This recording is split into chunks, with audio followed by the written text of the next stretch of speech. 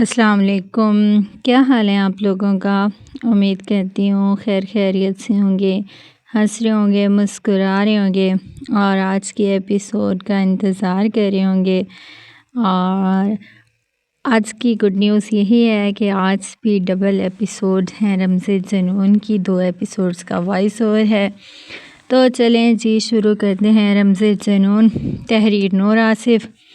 وہ دونوں ایک دوسرے کے آمنے سامنے بیٹھے ہوئے تھے، ایک دوسرے کے روبرو، بس ایک دوسرے کو دیکھتے ہی جا رہے تھے۔ بارش ایک بار پھر سے برسنے لگی تھی، ٹھنڈے برف جیسے قطرے دونوں پر برسنے لگے۔ گھٹا گھوپ اندھیرا مزید گہرا ہوا، ہواؤں کی کاٹ بڑھنے لگی، ہوا ایسی کہ جو ہڈیوں کو جامد کر دے۔ عائشہ ملک نے سردی سے جھرجھری لی تھی، وہ گیلی سڑک پر بیٹھی ہوئی تھی۔ زاویار خانزادہ کی بھاری گیلی شال اس کے وجود کے ساتھ ابھی تک لپٹی ہوئی تھی۔ یہ مرد جب جب اس کے پاس آتا تھا درد دیتا تھا۔ وہ کیا آخر اس مرد کا یاد رکھے؟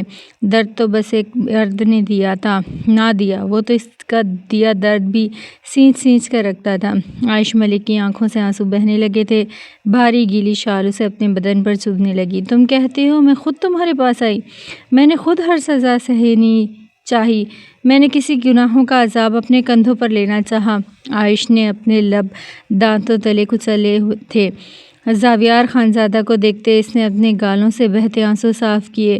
وہ اس کی اس نظر کا مرید ہوا تھا، وہ ایسے اسے دیکھتی رہے۔ وہ اپنے خدا سے کبھی کچھ نہیں مانگے گا سوائے اس عورت کی نظر کے۔ میں تمہیں جانتی تھی، میں اچھی طرح جانتی تھی، تم ظالم ہو، تم درندے ہو، مگر پھر بھی تمہاری بیوی بننے کے لیے میں خود تمہاری حویلی چل کر آئی، خود کو عرضاں کیا۔ اس کے لبوں سے الفاظ سرسراتے ہوئے نکل رہے تھے۔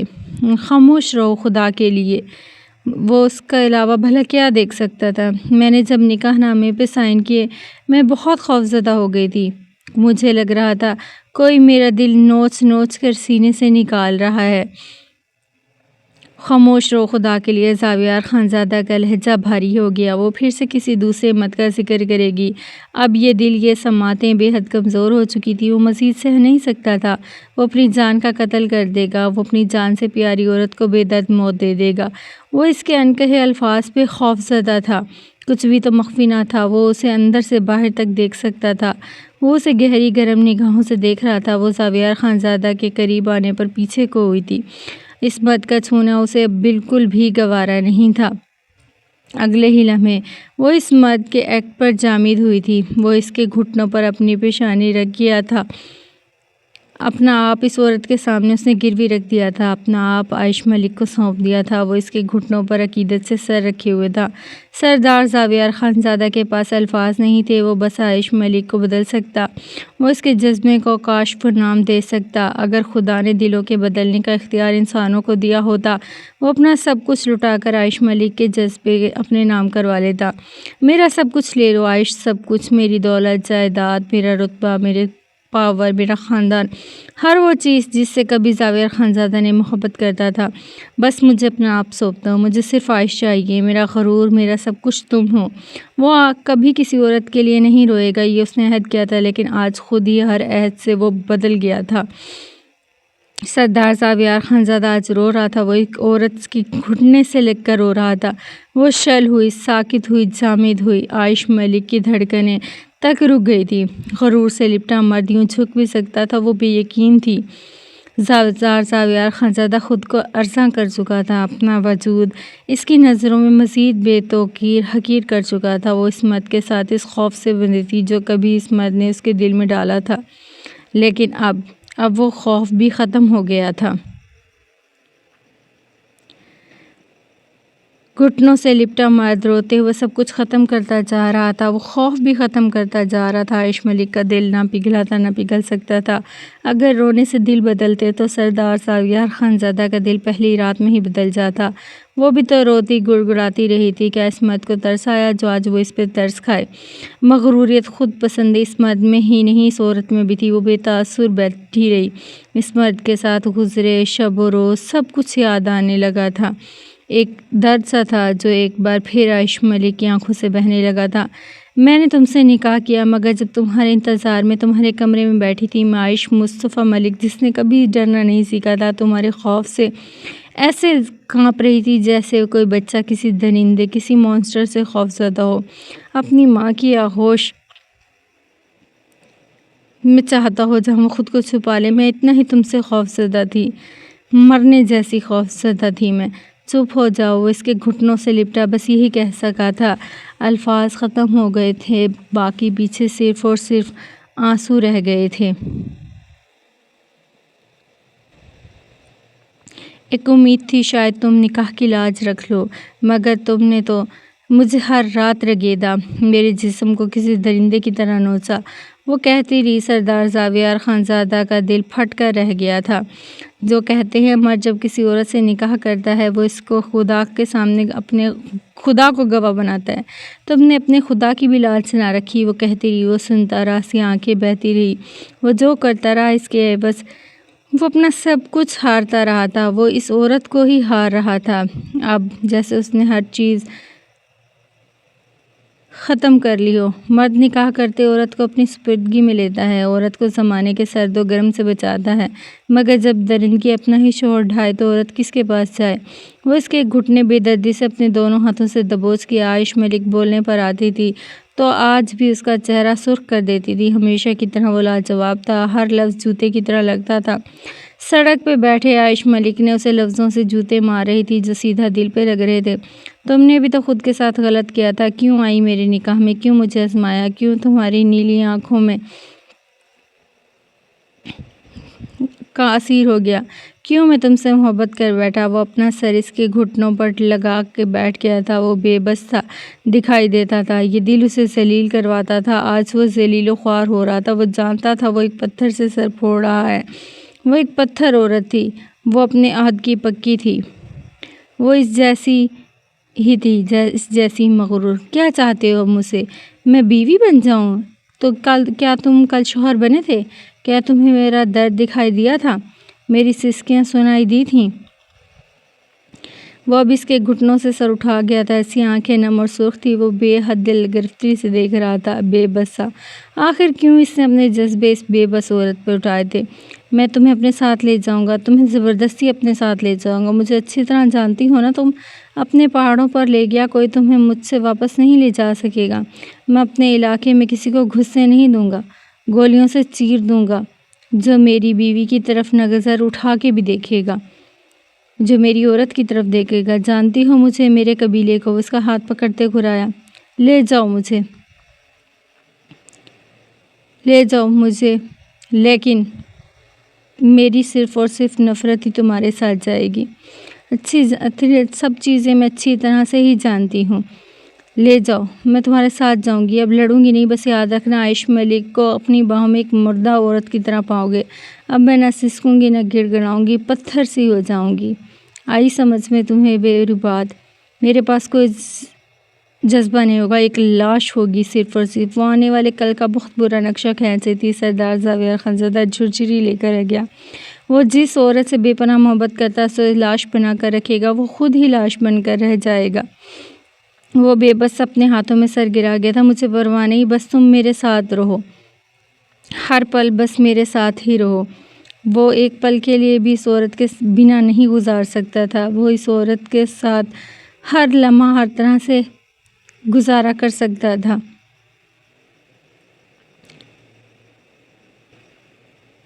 تم بھی ایک دن مجھ سے محبت کرو گی، بس اسی امید پہ۔ میں مرد ہوں، میں کچھ بھی کر سکتا ہوں، عورت ہو تم، کتنے دن لاش بن کر رہ سکو گی بتاؤ مجھے۔ وہ اب جیسے اسے ڈرا رہا تھا، دھمکا رہا تھا، لیکن عائش ملک کو اس سے کوئی فرق نہیں پڑتا تھا۔ عائش ملک بالکل بے بس، بالکل خاموش، ایسے بنا کسی احساسات کے سامنے بیٹھی رہی تھی۔ تم مجھے کبھی بدلنے نہیں دے سکتی۔ میں تمہارے آگے جھک رہا تھا، رو بھی پڑا، تمہارے گھٹنوں سے بھی لپٹ گیا، مگر وہ تم عورت ہی نہیں جس کے آگے کوئی مرد یوں بچھ جائے۔ وہ اس کی گردن پر اپنا ہاتھ کا دباؤ بانٹتا جا رہا تھا۔ تم قدموں میں ہی اچھی لگتی ہو، صرف اور صرف ضرورت پڑنے پر استعمال ہونے والی عورت، تمہاری صرف یہی اوقات ہے۔ عائش نے اس سے آگے کوئی مزاحمت نہیں کی تھی۔ اس نے خود کو چھڑوانے کی ایک بار بھی کوشش نہیں کی تھی۔ اس کا چہرہ نیلا پڑ رہا تھا مگر وہ ایک لاش کی مانند بیٹھی رہی تھی۔ زاویہ خانزادہ نے اس کی حالت دیکھتے ہوئے اس کی گردن آزاد کر دی تھی۔ عائش ملک گہرے گہرے سانس لینے لگی تھی۔ مقابل نے بڑی بے دردی سے اس کی سانسیں چھینی تھی۔ سانسیں اٹک کر رہ گئی تھی۔ سردار زاویار خانزادہ منہ پر ہاتھ پھیرنے لگا تھا۔ دل و دماغ بارود بنا۔ لمحوں میں عائش ملک اس کی گردن پر ہاتھ رکھ گئی تھی۔ کتنی ضدی تھی عورت، ضد پر آتی تو اپنی جان پر ہی کھیل جاتی تھی۔ وہ زمین پر جھکے اب گہرے گہرے سانس لے رہی تھی۔ کوئی اور ہوتا تو اس وقت تک اپنی ضد سے پیچھے ہٹ جاتا، مگر وہ تھی کہ اپنی جان داؤ پہ ہی لگا رہی تھی۔ وہ سردار زاویہ خانزادہ اسے لب بھینچتے دیکھتا رہ گیا۔ اسے خود میں سمیٹ نہ سکا، اسے سینے سے نہ لگا سکا۔ جب وہ کسی دوسرے مرد کا نام لیتی تھی، سردار زاویہ خانزادہ اسے صرف موت دینا چاہتا تھا۔ اسی لمحے عائش ملک کو بھی موت دے سکتا تھا۔ حیا تمہیں چھو کر بھی نہیں گزری۔ وفا تم جیسی عورت کو پتہ بھی نہیں کیا ہوتی ہے۔ عورت تو اپنے مرد کے علاوہ کسی دوسرے مرد کو سوچنا بھی گناہ سمجھتی ہے۔ کیسی عورت ہو تم؟ سردار زاویہ خانزادہ اسے کہتا رہا اور وہ چپ چاپ اسے دیکھتی رہی۔ کوئی رد عمل نہیں دیا، جیسے وہ رجسٹ ہی نہ کرتا ہو۔ سردار زاویہ خانزادہ جواباً اسے سرخ نگاہوں سے دیکھ رہا تھا۔ وہ سائلنٹ ٹریٹمنٹ دے رہی تھی اور وہ اسے عائشی گلیشیئر بنا رہی تھی۔ وہ اسے بتا رہی تھی ایک زندہ لاش کیسے ہوتی ہے۔ وہ اسے خوفزدہ کر رہی تھی۔ مستقبل کا جو خوفناک نقشہ کھینچا تھا اب وہ خوفزدہ ہو رہا تھا۔ سردار زاویہ خانزادہ کے گلے میں گلٹی ابھر کر معدوم ہوئی تھی۔ وہ اس کے ساتھ ایسے ایک پل گزارنا پلس رات کی طرح چلنے کے مترادف تھا۔ ایسے لگ رہا تھا وہ الٹا لٹک کر اس کے جسم سے کھال علیحدہ کی جا رہی ہو۔ وہ اس عورت کے ساتھ ایسی زندگی نہیں چاہتا تھا۔ وہ ایسے کبھی بھی نہیں رہ سکتا تھا۔ وہ جواب دو مجھے، بتاؤ کیسی عورت ہو تم؟ تمہیں شرم نہیں آتی اپنے شوہر کے سامنے کسی دوسرے مرد کا نام لیتے ہوئے؟ بتاؤ تم سے اتنی زیادہ بے حیا کون ہے؟ تمہیں حیا چھو کر نہیں گزری؟ بتاؤ مجھے، تمہیں شرم نہیں آتی؟ ایک غیر مرد کے نام اپنے شوہر کے، اپنے محرم کے سامنے لیتی ہو۔ سردار زاویہ خانزادہ جیسے غصے سے برہم ہو گیا تھا۔ اس سے یہ برداشت نہیں ہو رہا تھا کہ اس کی عورت کسی دوسرے غیر مرد کے نام لے۔ جواب دو مجھے، ورنہ میں تمہارے ٹکڑے ٹکڑے کر دوں گا، تمہارا منہ تھپڑوں سے لال کر دوں گا۔ وہ حلق کے بل اتنی زور سے دہاڑا تھا کہ اس کے حلق میں خراشیں پڑ گئی تھیں، مگر مجال مقابل پر کوئی اثر ہوا ہو۔ غلطی میری ہے، میں نے تم سے محبت کی، کاش میں نہ تم کرتا، تم 2 ٹکے کی عائش ملک ہوتی۔ وہ اپنا سر ہاتھوں میں گرائے آہوزاری پر اتر آیا تھا۔ یہ عورت اس کا صبر آزماتی تھی، یہ عورت اس کے ساتھ بساتھ کھیلتی تھی۔ عائش اسے بے رخی سے دیکھتی رہی تھی، ایسے جیسے اسے پل پل ذلیل کرنے والے مرد کے لیے اس کے پاس جذبے نہیں تھے۔ وہ جان چکی تھی کہ وہ اس مرد کے لیے کیا ہے۔ وہ بے توقیر کرنے والا مرد خود آج بے توقیر ہو چکا تھا۔ اسے درد دینے والا آج خود ہی درد میں مبتلا ہو چکا تھا۔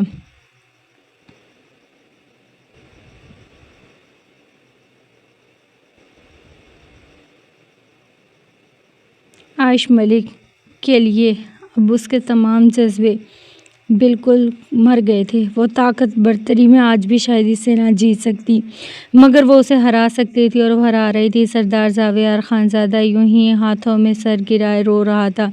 اس کے آنسو بار بار ٹپک رہے تھے۔ وہ کسی عورت کے لیے رو رہا تھا اور وہ آج رو رہا تھا۔ سیاہ آنکھیں آنسو بہا رہی تھی۔ یہ منظر ناقابل یقین تھا۔ خدا کے لیے کچھ کہو، کچھ کہو، مجھے وضاحت دو اپنے لفظوں کی۔ تم کہو تم نے اس سے روابط نہیں رکھے، تم بتاؤ اس کا تمہارے ساتھ کوئی تعلق نہیں ہے۔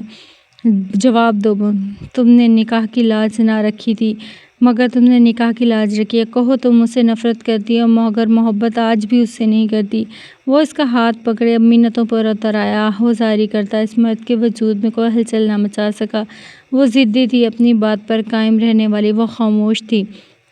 سردار زاویہ خانزادہ بال نوچتے چیخ رہا تھا، گہری گہری سانسیں لے رہا تھا۔ عائش ملک جیت چکی تھی اور وہ ہمیشہ کے لیے ہار گیا تھا۔ میں تمہیں کہیں نہیں لے کے جاؤں گا، میں تمہیں اپنے ساتھ بھی نہیں لے کے جاؤں گا۔ مجھے ایسی عائش نہیں چاہیے، مجھے ایسی عورت نہیں چاہیے۔ اس نے بھیگی آنکھوں سے اس کے ہاتھ پکڑ لیے تھے۔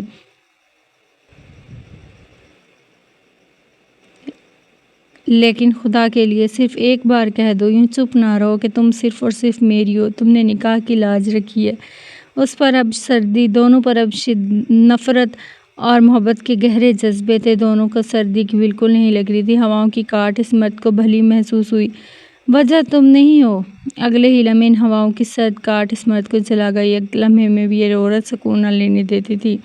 اتنا پرفیکٹ، اتنا مکمل کوئی نہیں ہوتا اس جیسا۔ وہ بہت اچھا ہے، وہ میرے لیے بہت اچھا ہے۔ اس نے آج تک مجھ پہ کبھی ہاتھ نہیں اٹھایا، مجھے کبھی تکلیف نہیں دی۔ وہ اب جیسے دوسرے مرد کی اس کے سامنے تعریفیں کر رہی تھی۔ یہاں سردار زاویار خانزادہ کی بس ہو گئی تھی۔ سردار زاویار خانزادہ نے پہلو بدلا تھا۔ اسے جیسے اس کی تعریف کرنا بھی شدت سے کاٹ رہی تھی۔ ایسے لگ رہا تھا کوئی چھری لے کر اس کے ذبح کر رہا ہو، اس کو کاٹ رہا ہو، اس کو تکلیف دے رہا ہو۔ اس کا دل کرچی کرچی ہوا تھا۔ اس کو کسی پل سکون نہیں آ رہا تھا۔ وہ پل میں ہی اس کا سکون برباد کر گئی تھی۔ مجھے اب کسی مرد پر اعتبار نہیں، وہ اب آہستگی سے کہہ رہی تھی۔ یہاں زاویار خانزادہ نے پہلو بدلا تھا۔ وجود آگ کی مانند جلنے لگا۔ وہ مٹھیاں دبوچ گیا تھا، بدن کپ کپانا شروع ہو گیا تھا۔ وہ کہیں ہاتھ ہی نہ اٹھا دے۔ زاویار خانزادہ جھکتے ہوئے اپنے ہتھیلی پر دانت گاڑ گیا تھا۔ اگر خدا اسے میرا کر دیتا تو شاید میری محبت اس کے لیے چٹان ہوتی۔ کوئی آندھی، کوئی طوفان مجھے اس سے موو آن نہیں کروا سکتا تھا۔ زاویار خانزادہ اتنی بے دردی سے دانت گاڑے ہوئے تھا کہ اس کی اپنی ہتھیلی پر خون کے پسینے چمکنے لگے تھے۔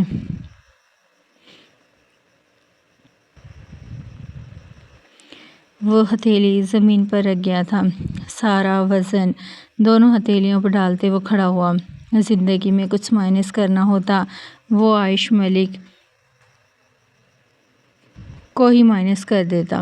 اگر جذبے 3 ڈگری کی سزا دیتے بدلے جا سکتے تو وہ عائش ملک کو 3 ڈگری سزا دیتا۔ وہ عائش ملک کو اس سب کی کالے پانی کی سزا دیتا۔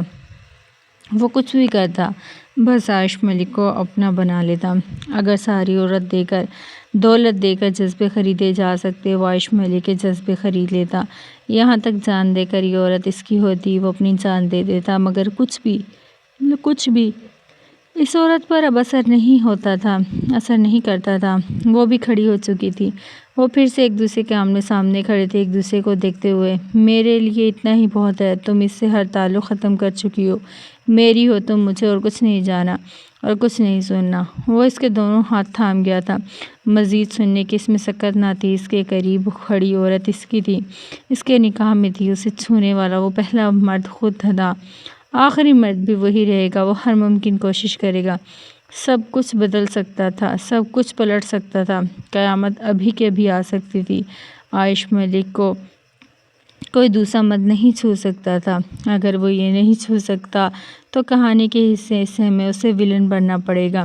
وہ اسے مارنا پڑے گا یا وہ مرے گا۔ مرنا پڑا وہ مرے گا۔ عائش ملک اس کی تھی اور اس کی رہنے والی تھی۔ وہ اب سیاہ رنگ سے موو آن نہیں کر سکتا تھا۔ وہ عورت ہمیشہ اس کی ہی رہنے والی تھی۔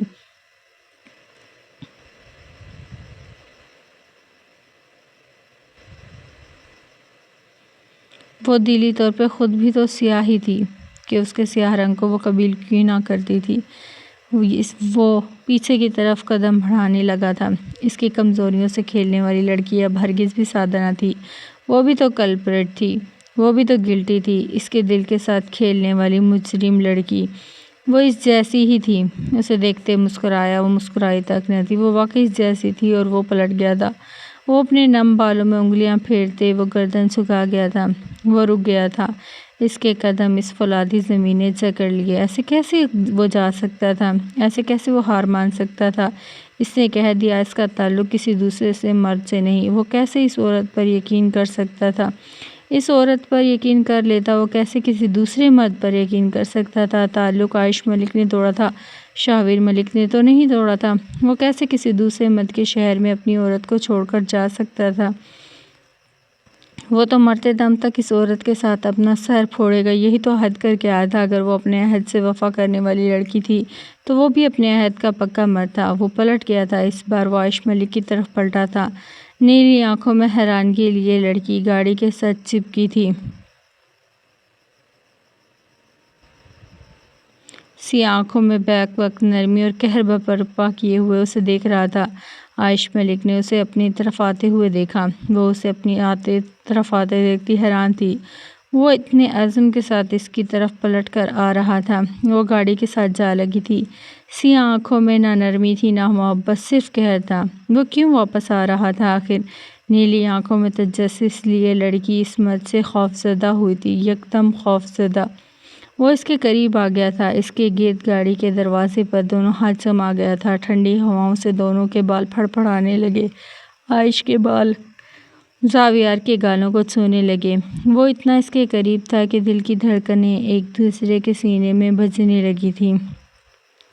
تم چاہو تو میں خود کو بدل دوں گا، جیسا چاہو گی ویسا بن جاؤں گا۔ بتاؤ مجھ میں کیا کیا غلط ہے، کیا کیا برا کیا ہے، خدا قسم ساری بری عادتیں چھوڑ دوں گا۔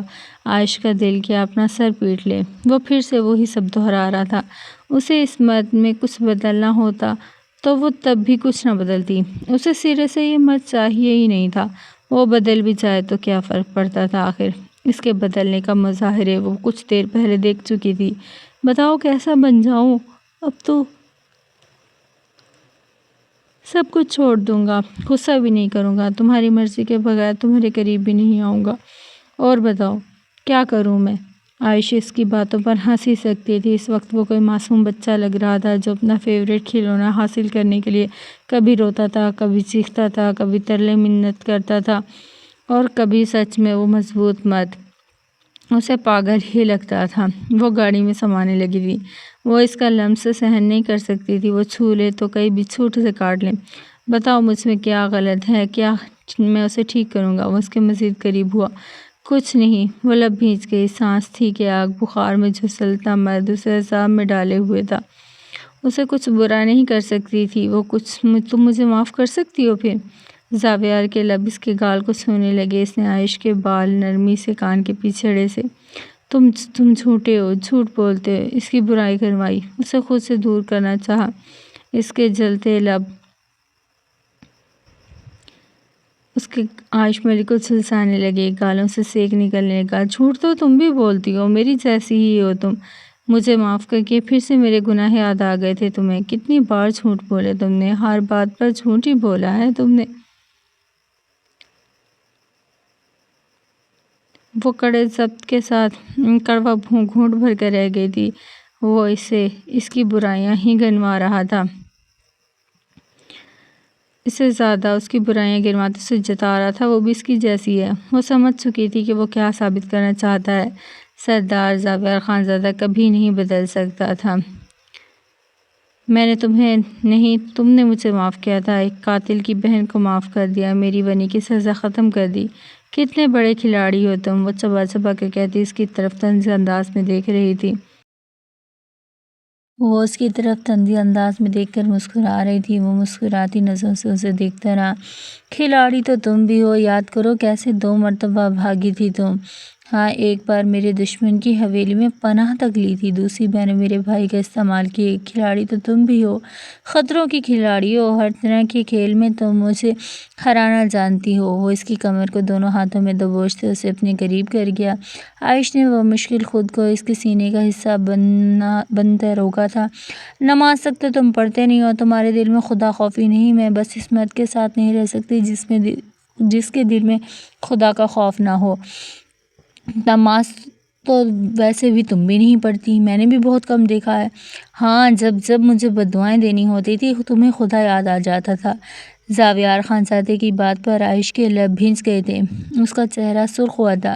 وہ کچھ پل عائش کے سرخ چہرے کو دیکھتا رہا، پھر خود کو ملامت کی تھی۔ ایسے تو وہ اس عورت کا دل نہیں جیت سکتا تھا۔ اب میں نماز نہیں پڑھتا نا۔ اب ایسی بھی بات نہیں کہ میں نماز ہی نہیں پڑھتا۔ عید کی نماز پڑھتا ہوں، اپنے علاقے کے ہر جنازے میں بھی شرکت کرتا ہوں۔ نماز جنازہ بہت دلجمی سے پڑھتا ہوں۔ تمہارے سامنے بھی تو میں نے پڑھی تھی، سردار زاویار خانزادہ نے بغور اسے دیکھتے یاد دلایا۔ عائش کا چہرہ پھر بھی ناگوار رہا، بلکہ چہرے کی سرخی مزید بڑھ گئی تھی۔ وہ جھنجھلا گیا۔ یہ عورت اس کی کسی خوبی، کسی بات سے متاثر ہی نہیں ہوتی تھی۔ نماز بھی پڑھی تھی اور اس کے ساتھ 2 نوافل بھی تو ادا کیے تھے، یاد ہے نا؟ عائش کے گھور کر دیکھنے پر سردار زاویار خانزادے کی زبان تالو سے چپک کی تھی۔ اب وہ مزید کیا کہے، اسے سمجھ ہی نہیں آ رہا تھا۔ ہر بات برداشت کر کے وہ اس عورت کو منانے کی سر توڑ کوشش کر رہا تھا۔ مجال ہے جو وہ نرم پڑتی ہو۔ وہ اپنی زخمی ہاتھ کی مٹھی دبوچ کیا تھا، بس نہ چلتا تھا وہ اپنی اور عائش کی جان لے لے۔ وہ اپنی کنپٹی انگلی سے سہلاتے اسے دیکھنے لگا۔ عائش کی آنکھوں میں شرارے سے پھوٹ رہے تھے۔ تمہیں میرا قریب آنا اچھا نہیں لگتا نا؟ میں تمہارے بالکل قریب نہیں ہوں گا۔ ہم ایک ہی کمرے میں اجنبیوں کی طرح رہیں گے، ٹھیک ہے؟ سردار زاویار خانزادہ نے اس بار بھی وہ کہا جس پر وہ پورا نہیں اتر سکتا تھا۔ یہ بات عائش ملک سے بہتر کون جانتا تھا؟ وہ مرد مجھے نہیں چھوئے گا جس کی راتیں کوٹھے کی عورتوں سے آباد ہوتی ہوں، جو کوٹھے کی عورتوں کو لے کر بڑے دھڑلے سے گاڑی میں گھومتا ہے۔ وہ بھڑکتے ہوئے لہجے میں ایک دم بولی تھی۔ مقابل کے لیے نفرت مزید بڑھی تھی۔ یاد آیا، ایک طوائف کو لے کر سڑکوں پر گھوم رہا تھا۔ عائش کا وجود شعلوں کی زد میں ہوا۔ وہ اس کے بھڑکتے وجود کو دیکھے گیا۔ عائش کے چہرے پر سرخی کے علاوہ کوئی رنگ نہ تھا۔ میرا یقین کرو، میں نے اس عورت کو چھوا تک نہیں تھا۔ ساری رات وہ میرے ساتھ میرے کمرے میں رہی، مگر میں نے اسے ایک انگلی سے بھی نہیں چھوا۔ وہ نگاہیں جھکا گیا، بے حد آہستگی سے وہ کہہ رہا تھا۔ وہ اس معاملے میں اس عورت کا مجرم تھا۔ اس نے یہ سب سوچا بھی کیوں؟ آخر ایک بات پر وہ اس کا قتل کر سکتی تھی، اسے حق تھا۔ تم ایک ہاتھ میں قرآن لے کر بھی کھڑے ہو جاؤ، میں تم پر تب بھی یقین نہیں کروں گی۔ مجھے بے حیا کہہ رہے تھے، خود کیا ہو تم؟ ہاں، چیختے ہوئے اس کے چوڑے سینے پر ہاتھ مارا تھا۔ مجھے نہیں چھوؤ گے تم؟ اس نے غراتے ہوئے اس کے الفاظ دہرائے۔ اس کے چوڑے سینے پر پوری قوت سے ایک بار پھر ہاتھ مارا۔ جو مرد اپنا مطلب طوائفوں سے پورا کرے، اسے گھر کی عورت کی ضرورت ہی کیوں پڑے گی؟ وہ پوری قوت سے چیخی تھی۔ وہ نگاہیں جھکائے کھڑا تھا۔ وہ غلط تھا۔ اگر وہ یقین نہیں کر رہی تھی تو وہ سچی تھی۔ وہ اگر اسے وفا میں سب عورتوں سے اوپر دیکھنا چاہتا تھا تو یہ وفا اس میں بھی اتنے ہی درجے کی ہونی چاہیے تھی۔ وہ نگاہیں جھکائے رہا۔ عائش کی سانسیں دھوکنے کی مانند چل رہی تھیں۔ مجھے چھوؤ گے؟ اب تو کاٹ کر پھینک دوں گی تمہیں۔ گندی عورتوں کو چھو کر آخر تم مجھے ہاتھ بھی کیسے لگا سکتے ہو؟ وہ غراتے ہوئے اس کی قمیض مٹھیوں میں دبوچ کے اسے بے حیا کہتا تھا، اسے گالی دیتا تھا۔ یہ مرد خود کیا تھا آخر؟ عائش کی سانسوں میں مزید آگ دہکی۔ کچھ دیر پہلے تم نے مجھے گالی دی، مجھے جتایا، میں نکاح کی لاج نہ رکھ سکی۔ تم نے لاج رکھی کیا؟ کیسے ایک طوائف تمہارے کمرے میں آئی؟ کیوں لائے تم اسے اپنے کمرے میں؟ کہتے ہو اسے چھوا نہیں۔ میں تو کبھی نہیں مانوں گی کہ تم نے اسے چھوا بھی نہیں۔ وہ اس کی قمیض ایک جھٹکے سے چھوڑ گئی تھی۔ پلٹتے ہوئے اپنی گاڑی کا دروازہ کھولنے لگی۔ وہ رک گئی تھی، شل ہو گئی تھی۔ وہ اس کے سر پر اپنا ہاتھ رکھے ہوئے تھا۔ میں نے اگر اسے چھوا تو خدا کی قسم میری پسندیدہ عورت مجھ سے دعا کرے، جس عورت میں میری جان بستی اسے بے وفائی کرتے اپنی آنکھوں سے دیکھوں۔ وہ پلٹ گئی تھی۔ وہ اس کے سر پر ابھی تک ہاتھ رکھے ہوئے تھا۔ وہ سچ کہہ رہا تھا، وہ مان چکی تھی۔ وہ اتنی بڑی بات ایسے ہی نہیں کہہ سکتا تھا۔ جو بات اس کی جان نکال کر رکھ دے وہ کبھی نہیں کہہ سکتا تھا۔ اگر کہہ بھی رہا تھا تو وہ سچا تھا۔ مگر عائش ملک کی آنکھوں میں وہ اپنے لیے بیزاری اور نفرت پھر بھی دور نہیں کر سکا تھا۔ ان آنکھوں کی غلط فہمی دور کر سکتا تھا، مگر آنکھوں کو اپنا نہ کر سکتا تھا۔ یہ صلاحیت اسے آتی ہی نہیں تھی۔ وہ دانت پہ دانت جمائے اسے خاموشی سے دیکھے گئی۔ وہ اس کا سر چومتے ہوئے پیچھے ہوا تھا۔ اگر تم میرے پاس آؤ گی میں تمہیں کبھی نہیں چھوؤں گا، سردار زاویار خانزادہ نے آہستگی سے کہا اور ایک حل پیش کیا۔ بس وہ اس کے پاس واپس آ جائے۔ وہ اس کی ہر شرط مان سکتا تھا۔ وہ کبھی نہیں کہہ سکتا تھا تو میری خواہشات کا کیا مسٹر؟ یہاں بھی تم اپنا ہی سوچ رہے ہو۔ ساری زندگی ایسے گزر سکتی ہے کیا؟ وہ طنزیہ بولی۔ تم جب چاہو گی تب تمہیں چھو لوں گا۔ وہ ابھی بھی کسی بچے کی مانند خود کو اور اسے بہلانے کی کوشش کر رہا تھا۔ نہ وہ اس عورت کے قرب کے بغیر رہ سکتا تھا۔ پاس ہو کر دور ہوتی تو وہ مر جاتا۔ سامنے کھڑی عورت بھی بھلا کسی کب اپنا ہاتھ توڑنے والی تھی۔ اس میں تم صرف اپنا دیکھ رہے ہو سردار زاویار خانزادہ، صرف اپنی چاہت ہو۔ تم جو چاہتے ہو بس وہی ہو۔ تم نے مجھے تب معاف نہیں کیا جب میں قصوروار تھی، تم نے مجھ سے محبت کرنے کے باوجود مجھے وہ نہیں سمجھا، کیونکہ تمہیں یقین تھا میں ساری عمر تمہارے پاس سر جھکا کر رہوں گی۔ اپنی پسندیدہ عورت سے تم کبھی ہاتھ نہیں دو گے، بلکہ وہ تمہاری داسی بن کر ہمیشہ تمہارے قدموں میں بچھی رہے گی، دل سے محبت کرتے رہو گے اور ونی میں آئی عورت کی طرح مجھے ٹریٹ بھی کرو گے، مجھ سے اپنی ضرورت بھی پوری کرتے رہو گے۔ ضرورت بھی پوری ہو رہی تھی اور محبت بھی تمہارے پاس تھی، ساری عمر ایسے کاٹ سکتے تھے، اس میں کہاں تھی میں؟ کہاں بتاؤ مجھے؟ وہ حلق کے بل غورائے تھی، وہ خاموش رہا، وہ جو کہہ رہی تھی سچ کہہ رہی تھی، وہ دور نہ جاتی، وہ ساری عمر ایسے ہی رکھتا۔ آج بھی تمہیں اپنی جان سے پیاری عورت کو کسی دوسرے مرد کے پاس جانے کا ڈر ہے، تمہاری انا، تمہارا غرور یہ بات سہن نہیں کر پائے گا تمہاری عورت کسی دوسرے مرد کی ہو جائے۔ آج میں تمہارے پاس آ بھی جاتی ہوں، تمہارے سارے ڈر ختم ہو جائیں گے، تم پھر سے وہی بن جاؤ گے جو تم ہو۔ وہ ایک ایک لفظ پر زور دیتے ہوئے اس کے قریب ہوئی، یعنی عورت پر ہاتھ اٹھانے والے، اپنی ضرورت کو سمجھنے والے، پہلی ملاقات میں جو تم تھے، آج بھی تم وہی ہو۔ وہ خاموش رہا، اس کی ہر بات سچ نہیں تھی، وہ اسے کسی دوسرے مرد کا ہوتا نہیں دیکھ سکتا تھا، وہ بلا شبہ سچ کہہ رہی تھی، مگر بات انا اور غرور کی نہیں، بس اس عورت سے کیا جانے والا عشق تھا جو اسے رسوا کروا رہا تھا، اسے خاک کر رہا تھا۔ بس بات اتنی سی تھی، وہ بغیر کسی جنبش کے عائشہ کو دیکھتا رہا، وہ نہیں بدلا تھا، یہ بات اس نے سچ کہی تھی، مگر وہ اس عورت کے لیے ساری عمر وہ بن سکتا تھا جو وہ نہیں تھا۔ ہاتھ اٹھانے والی بات سچ نہیں تھی، کتنی بار اس عورت نے دوسرے مرد کا نام لیا، کیا اس نے کبھی ہاتھ اٹھایا؟ حتیٰ کہ جب وہ کسی دوسرے مرد کا نام لیتی ہے تب وہ اپنے وجود پر پہاڑ سہتا ہے۔ وہ زخمی دل، زخمی وجود لیے اس کے سامنے کھڑا تھا، وہ جتا نہیں رہا تھا، تو اس کا یہ مطلب نہیں تھا وہ اس کے لبوں سے نکلے بے رحم لفظ بھول گیا ہے۔ وہ تو کہہ چکی تھی کہ وہ اب ایک عمر جلنے والا تھا، وہ ابھی بھی جل رہا تھا، بس جتا نہیں رہا تھا۔ اب مجھے مزید کوئی بہلاوا نہ دینا، تم نے اس طوائف کو نہیں چھوا، کر لیا یقین میں نے، مگر اس کا مطلب نہیں کہ میں تمہارے پاس آ جاؤں گی۔ وہ مزید اس کے قریب ہوئی، وہ اب کی بار 2 قدم پیچھے ہوا، اب بھی پھرنی شیرنی بنی ہوئی تھی۔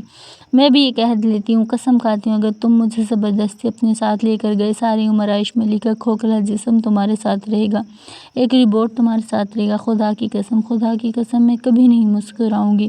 سردار زاویار خانزادہ گردن جھکائے اپنی قمیض کی جیب سے سگریٹ لائٹر نکالنے لگا، ہاتھ نامحسوس انداز میں کانپنے لگے تھے۔ وہ جو مستقبل بتاتی تھی وہ سردار زاویار خانزادہ کو ڈراتا تھا، جس عورت سے وہ عشق کرتا تھا وہ اس کے پہلو میں رہتے ہوئے بھی بے جان رہے، زندہ لاش کی طرح ہی مسکرائے نہ، روئے نہ، ہوزاری نہ کرے، وہ کب ایک روبوٹ کے ساتھ ایسے رہ سکتا تھا؟ میں تمہیں ہر خوشی سے محروم رکھوں گی جو ایک مرد عورت سے چاہتا ہے، میں تمہیں کچھ نہیں دوں گی، یہاں تک کہ تم ہر رات مجھ سے زبردستی کرو یا پھر بے جان جسم سے لپٹو، میں کبھی تمہاری نہیں ہوں گی۔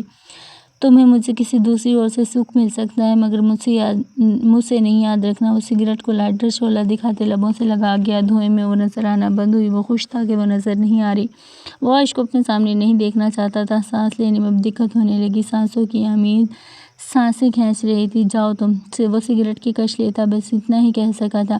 عائشہ کچھ پل اسے دیکھتی رہی، پھر وہ پلٹتے اپنی گاڑی کا دروازہ کھولنے لگی، وہ ایک بار پھر شل ہوئی، سگریٹ کی مہک اس کے آس پاس ہی تھی، وہ اپنی سانسوں میں سگریٹ کی دھوئیں کی مہک محسوس کر سکتی تھی۔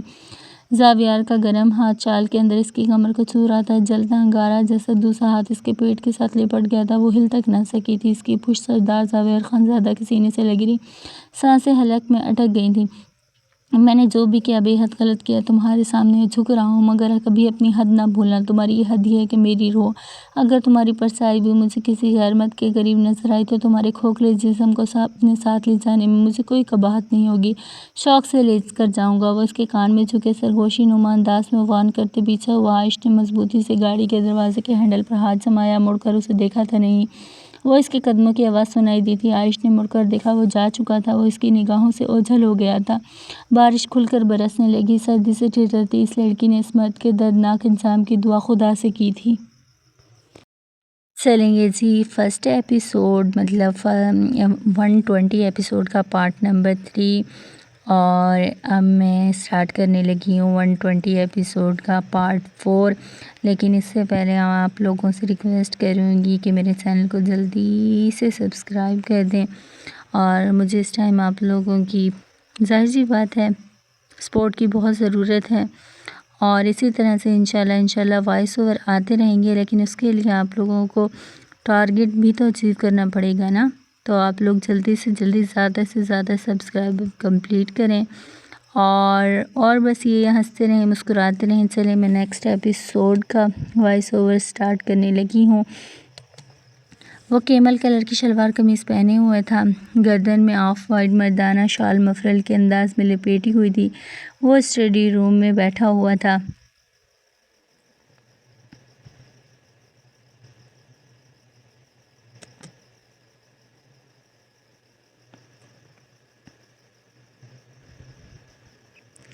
تھکا تھکا سا وہ باہر آیا تھا۔ آج کل زیادہ تر وہ اسٹڈی روم کو اپنا مسکن بنایا ہوا تھا۔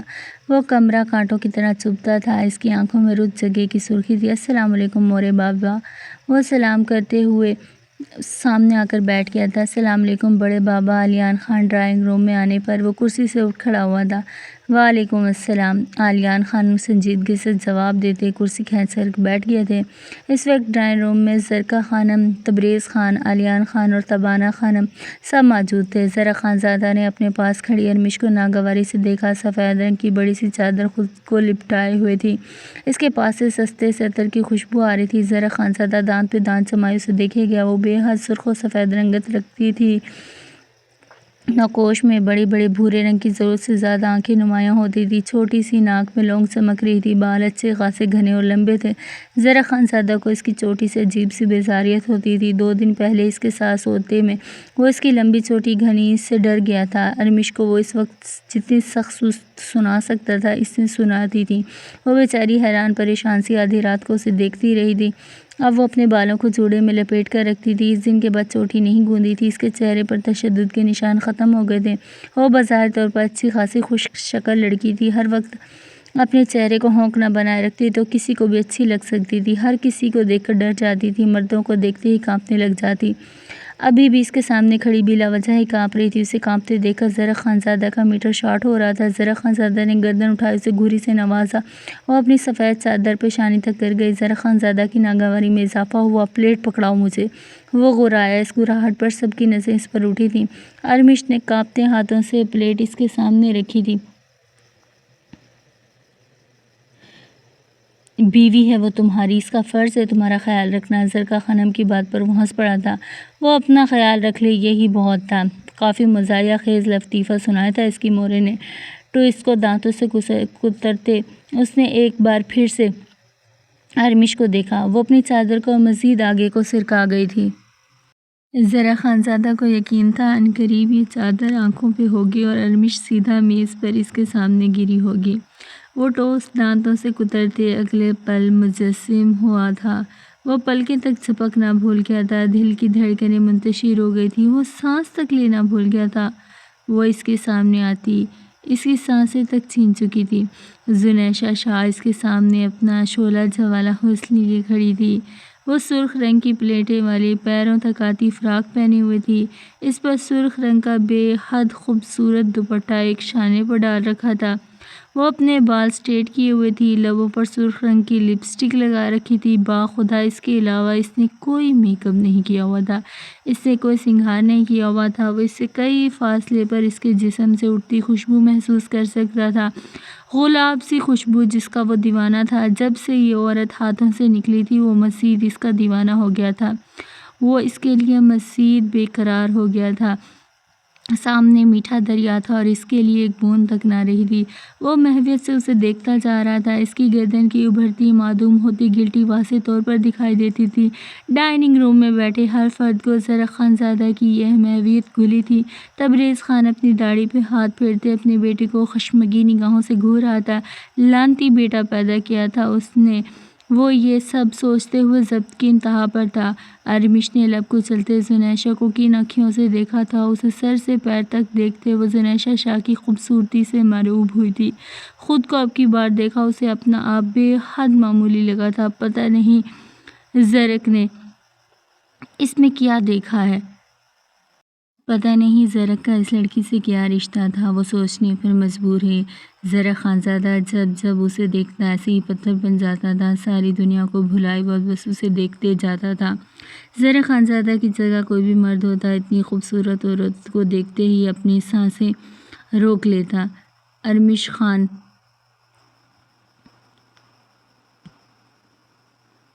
ارمش خان کو پتہ نہیں تھا کہ زنیشہ شاہ کون ہے اور اس کا زرع خانزادہ کے ساتھ کیا تعلق ہے۔ وہ بالکل نہیں جانتی تھی کہ اس کے ہاتھوں کے لگے کیوٹکس اسے بے حد خوبصورت ہاتھ دیکھے اس نے نامحسوس انداز میں اپنے ہاتھ چادر کے نیچے چھپائے تھے۔ اس کے چہرے کی رنگت سفید تھی مگر چہرہ ملائم اور چمکدار نہ تھا، لیکن ہاتھ اور پاؤں تو بے حد بھدے تھے۔ دن رات کام کر کر کے اس کے ہاتھوں کی رنگت خراب ہو چکی تھی، پاؤں بھی کم و بیش ایسے ہی تھے۔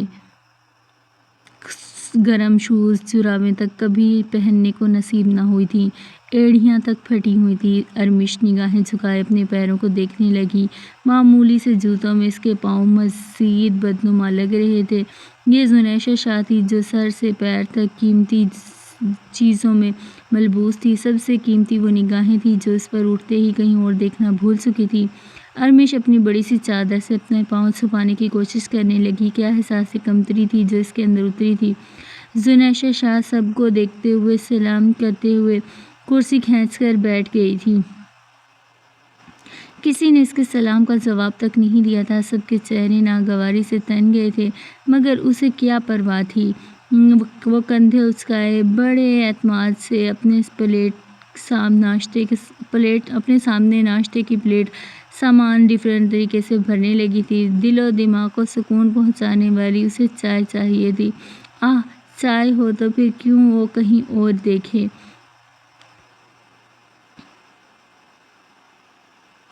زرع خانزادہ کو یکدم ہوش آیا تھا۔ گردن سہلاتے ہوئے وہ ناشتے کی طرف متوجہ ہوا تھا۔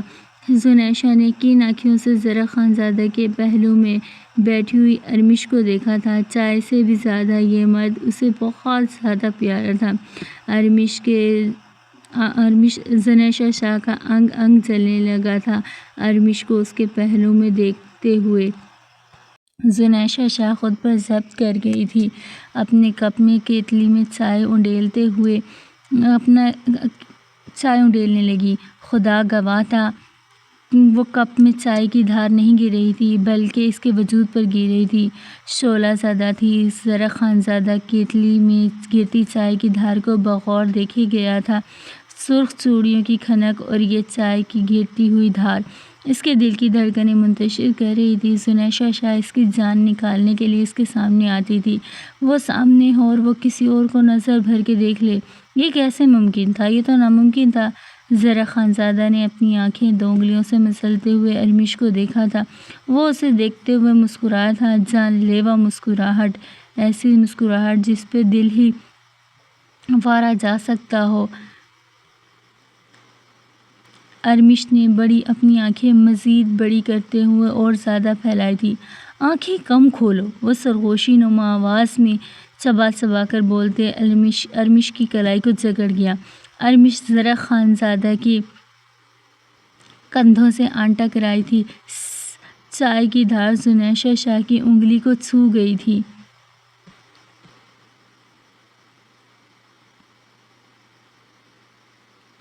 گرم ہے بہت، وہ سب کو دیکھتے ہوئے مسکرائی تھی۔ اب کہاں یہ چائے اچھی لگ سکتی تھی۔ نیلی آنکھوں والا مرد جان ہی نکال کر رکھ دیتا تھا۔ زرع خانزادہ کے لبوں پر بکھری مسکراہٹ مزید گہری ہوئی تھی۔ وہ نشیلی آنکھوں میں پانی امڑتے ہوئے دیکھ سکتا تھا۔ زرع خانزادہ نے کھڑے ہوتے اپنے ساتھ والی کرسی کھینچی تھی۔ ارمش کو شانوں سے جکڑ کر اپنے ساتھ والی کرسی پر بٹھایا۔ وہ اپنی آنکھیں پھیلائے زرع خانزادہ کو اسٹل دیکھتی جا رہی تھی۔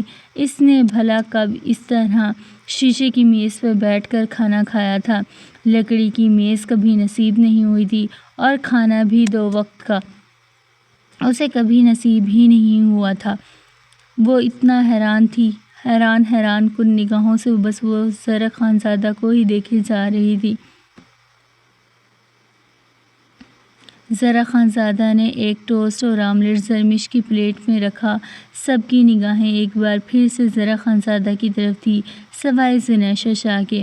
وہ خاموشی سے چھری سے ٹوسٹ پر مکھن لگا رہی تھی۔ کھاؤ اسے۔ وہ ارمش کے گال پر یکدم اپنا ہاتھ رکھ گیا تھا۔ زرع خانزادہ نے مزید ایک ٹوسٹ پر مکھن لگاتے ہوئے چھری سے اس کے آگ سامنے رکھ دیا تھا۔ اس کی آہستہ آہستہ مختلف لوازمات سے اس کی پلیٹ بھر رہا تھا۔ ذرا خانزادہ کی یہ سارے کام سب اپنی نگاہیں روک کر رہے تھے سوائے زنیشہ شاہ کے۔ تبریز خان زنیشہ کی حالت پر مسرور سا کرسی سے ٹیک لگا گیا تھا۔ وہ جل رہی تھی، بری طرح سے جل رہی تھی، بس مرنے کی کسر رہ گئی تھی، مگر اگلے ہی لمحے تبریز خان کی مسکراہٹ سمٹ گئی تھی۔ وہ ٹیک چھوڑ کر سیدھا یکدم ہو کر بیٹھ گیا تھا۔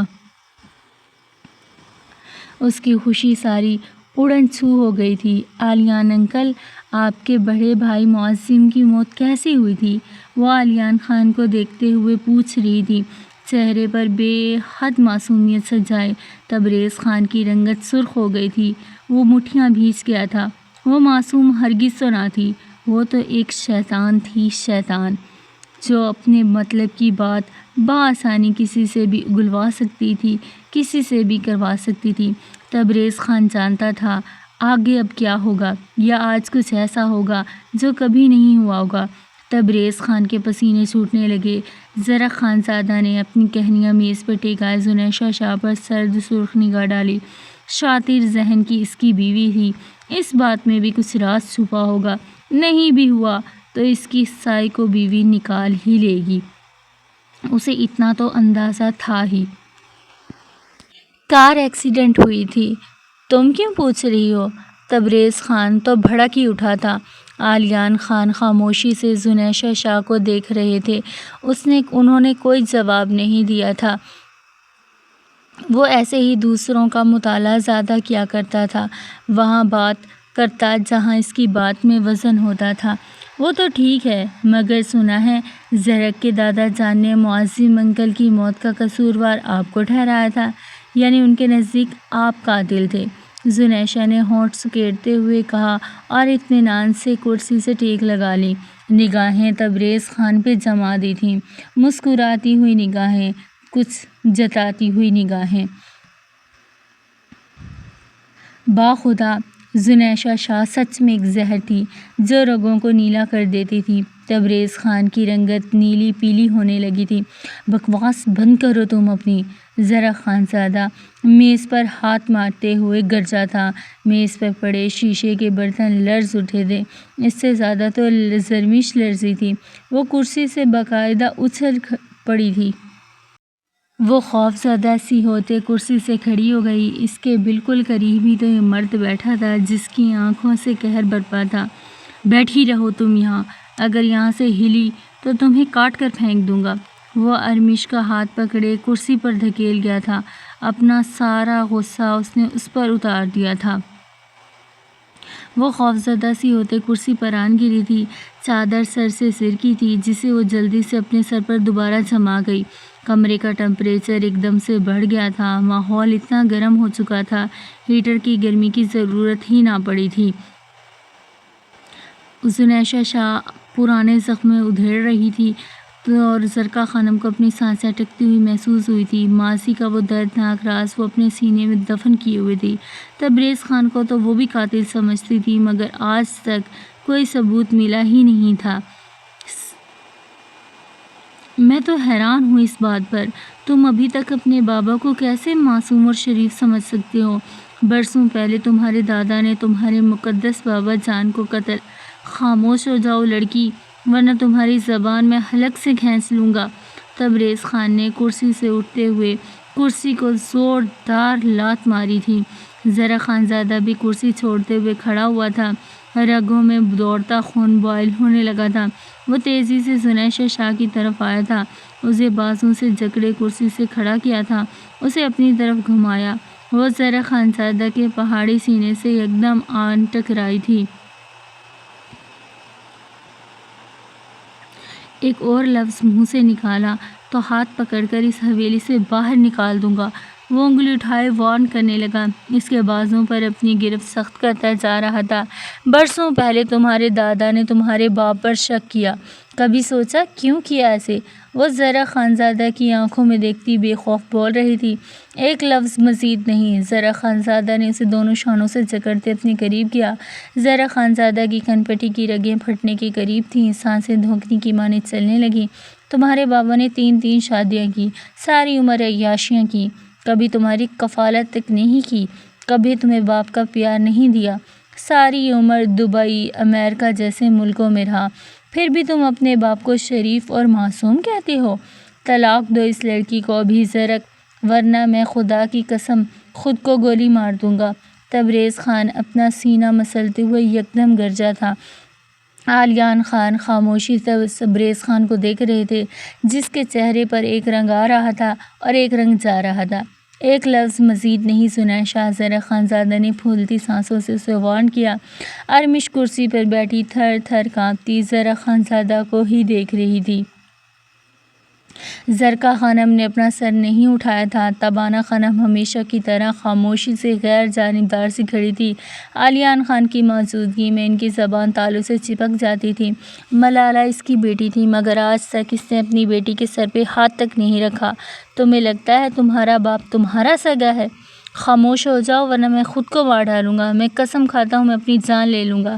تم اس لڑکی کو طلاق نہیں دو گے، میں خود اس کی جان لے لوں گا۔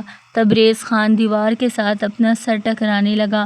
خون کی دھار تبریز خان کے پیشانی سے بہنے لگی تھی۔ نکلو میری حویلی سے۔ زرا خانزادہ نے زنیشہ شاہ کو بے دردی سے دھکا دیا تھا۔ وہ اوندھے منہ زمین پر جا گری تھی۔ اس کی پیشانی فرش سے ٹکرائی تو بھل بھل خون بہنے لگا تھا۔ اس کا چہرہ پورا خون سے سرخ ہو گیا۔ وہ اپنی پیشانی سے انگلی سے چنتی زرا خانزادہ کو شاکی نگاہوں سے دیکھنے لگی۔ زرا خانزادہ اپنے بال مٹھیوں سے دبوچے زنیشہ اور تبریز خان کو ہی دیکھ رہا تھا۔ دونوں کی پیشانی سے خون بھل بھل بہہ رہا تھا۔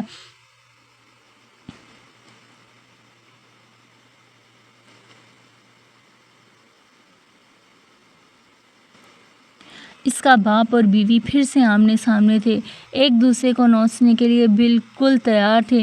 میری مورے بابا کو قتل کیا گیا تھا، ان کی بچی کچی سانسوں کے ساتھ زخمی چلا گیا تھا۔ تمہارے بابا کی پسندیدہ عورت میرے بابا کی بیوی بن چکی تھی، اور کیا وجہ بچتی ہے تمہارے بابا کی؟ بتاؤ مجھے بے وجہ قتل کرنے کی، ذرا جواب دو مجھے۔ بے گناہ قتل کیا انہوں نے۔ قتل و غارت کی ایک بڑی وجہ زن ہوتی ہے، اور زن تھی وجہ زرا خانزادہ۔ اس کی پیشانی سے خون رس رہا تھا مگر اس کی زبان نہیں رکی تھی۔ بیہودہ عورت ہو تم رکھنے کے قابل نہیں ہو۔ وہ زنیشہ شاہ کو کلائی سے جکڑے ڈائننگ روم سے تیزی سے باہر نکل آیا تھا۔ تمہارے بابا نے ہی ارتضیٰ خان کو قتل کر کے رکھا ہوا تھا۔ وہ زرا خانزادہ کے ساتھ گھسیٹتے ہوئے حلق کی بل چلائی۔ زرا خانزادہ کے قدم رک گئے تھے۔ تبریز خان کا چہرہ دھواں دھواں ہوا تھا، وہ حد سے حد بگلا گیا تھا۔ علیان خان گردن موڑے زنیشہ شاہ کو دیکھنے لگا۔ بھووں کے بیچ گہری سی شکن آن ٹھہری تھی، مٹھیاں بھیجنے لگی تھی۔ کچھ تو تھا جو علیان خان کو چبھ سا گیا تھا۔ وہ ڈائننگ روم کے باہر ارتضیٰ خان اور مرینا خان کے قدم بھی یکدم ساکت ہو گئے۔ حویلی یکدم سائیں سائیں کرنے لگی۔ سب شل ہو گئے، جامد کھڑے ہو گئے تھے۔ انہیں جیسے یقین ہی نہیں آ رہا تھا کہ ایسا بھی کچھ ہو سکتا تھا، یا پھر ایسے کوئی کر سکتا ہے۔ انہیں یقین بالکل ہی نہیں آ رہا تھا کہ ایسا کبھی بھی ہو سکتا ہے یا نہیں۔ ارتضیٰ خان پہ کیا انکشاف ہوا تھا جس نے ہر حویلی کے ہر فرد کو ہلا ڈالا تھا؟ سب سے زیادہ بے یقینی سے وہ ایک دوسرے کو دیکھ رہے تھے۔ جائیداد کے لیے کیا یہ سب کچھ؟ ارتضیٰ کو قید کر کے وہ زاویار سے کروڑوں روپے کی ڈیمانڈ کرنے والا تھا۔ زاویار خانزادہ کو توڑنا تھا تاکہ زاویار خانزادہ کو سرداری کے عہدے سے ہٹا دیا جائے اور تمہیں زاویار خانزادہ کی جگہ مل جائے۔ زنیشہ شاہ کی آواز پوری حویلی میں گونج رہی تھی۔ در و دیوار ساکت، ملازماؤں نے انگلی اپنے دانتوں تلے داب لی تھی۔ تبریز خان کے قدم لڑکھڑانے لگے تھے۔ وجود یکدم آندھیوں کی زد میں آیا تھا۔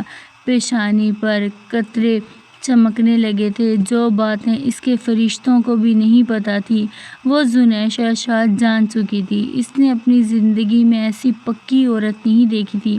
وہ زنیشہ شاہ کو کمزور سمجھنے کی غلطی ایک بار پھر سے کر چکا تھا۔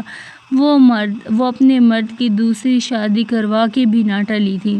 زنیشہ شاہ کوئی طوفان تھی، کوئی آندھی تھی جسے وہ روک نہیں سکتی تھی۔ وہ جھکتی بھی اپنی مرضی سے تھی، وہ زخم بھی اپنی مرضی سے ہی کھاتی تھی۔ وہ اپنا برا بھلا سب کچھ اپنے بلبوتے پر ہی کرتی تھی۔ اسے کسی کا ڈر نہیں تھا، اسے کسی کا خوف نہیں تھا۔ زرقا خانم دل پر ہاتھ رکھے تھی۔ زنیشہ شاہ ایک بار پھر سے اس کی بیٹی کو برباد کر رہی تھی یا اس کا اپنا ہی باپ اسے تباہ کر رہا تھا؟ میں جانتا ہوں یہ سچ نہیں ہے۔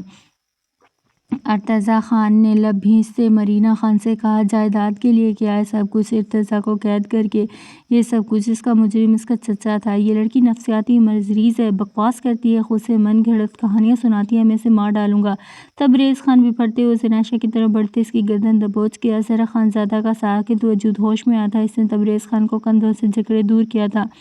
زنیشہ شاہ کا چہرہ ایک دم نیلا پڑ گیا تھا، اس کی سانسیں سینے میں اٹکنے لگی تھی۔ اس کو طلاق دو زرق، اگر تم میرے خون ہو تو اسے طلاق دو، ورنہ نکل جاؤ یہاں سے اسے لے کر، کیونکہ میں اس لڑکی کا خون کر دوں گا جو مجھ پر گھٹیا الزام لگا رہی ہے۔ تبریز خان بلند آواز میں گرج رہا تھا، اس کی آواز لڑکھڑا رہی تھی۔ زرق خانزادہ نے ایک نظر زنیشہ شاہ کو دیکھا جو اپنے گربان کی طرف ہاتھ لے جا رہی تھی۔ زرق خانزادہ نے اس کا ہاتھ جکڑے اسے ایسا کرنے سے روک دیا۔ انہیلر اس کی آنکھیں بھیگنے لگی، سانسیں سینے میں سیٹی کی طرح بجنے لگی۔ زنیشہ شاہ کمزور نہیں تھی مگر یہ سانسیں موت دیتی تھی ہر جگہ۔ زنیشہ کو وہ سرخ نگاہوں سے دیکھتے اسے کلائی سے جکڑے تیز تیز قدموں سے داخلی دروازے کی طرف بڑھنے لگا۔ زنیشہ اس کے ساتھ گھسیٹنے لگی۔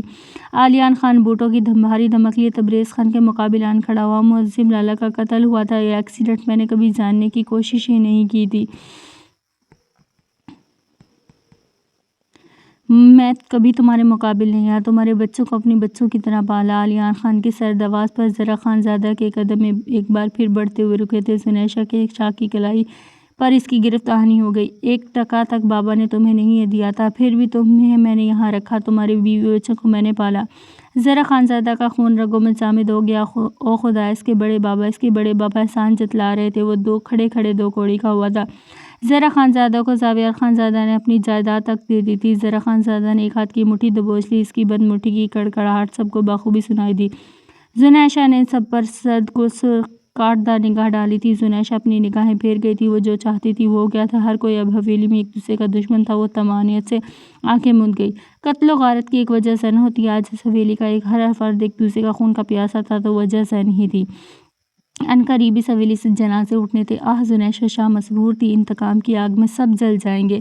اسے کیا بس نیلی آنکھوں والے مرد کو وہ بچا لے گی، سب خاک ہو جائیں، سب برباد ہو جائیں۔ ایسا مت کہیں لالا، میرا اور میرے بچوں کا پورا حق ہے اس جائیداد، اس حویلی پر۔